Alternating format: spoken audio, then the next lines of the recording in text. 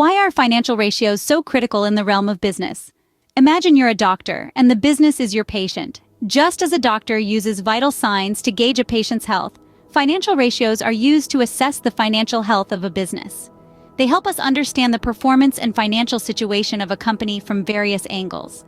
Now we begin by looking into one of the most fundamental ratios, starting with the current ratio. The current ratio is a liquidity ratio that measures a company's ability to pay short-term obligations.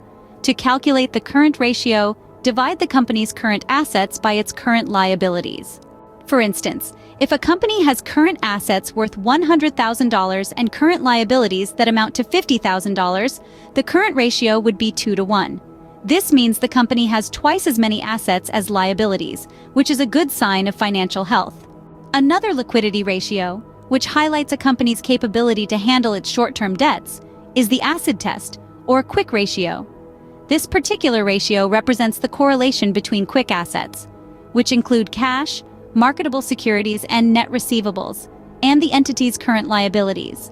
The calculation of quick assets leaves out current assets like inventory, given their potential difficulty in rapid conversion to cash, leading to a more stringent assessment of a company's liquidity. A general benchmark for the quick ratio is a 1-to-1 ratio, signifying $1 in quick assets for every dollar of current liabilities. Let's say your 2,000 current asset balance includes $200 in cash, $500 in accounts receivable, $300 in a money market account, $700 in supplies, and $300 in prepaid insurance. Your current liabilities are $500. What is the quick ratio? The quick ratio is 1,000 divided by 500, or 2-to-1. We exclude supplies and prepaid insurance in the calculation of quick assets. Lastly, we'll tackle inventory turnover. This ratio measures how many times a company has sold and replaced its inventory during a certain period. To calculate inventory turnover, divide the cost of goods sold by the average inventory during the period. Let's say a company's cost of goods sold is $200,000 and the average inventory is $50,000. The inventory turnover would then be 4.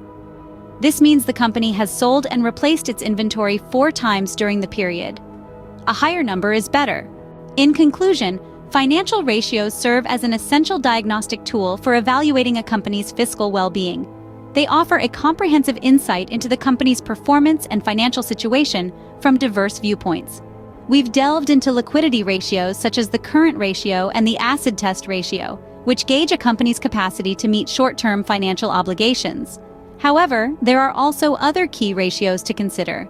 The equity ratios, for instance, reveal the connection between debt and equity financing within a company.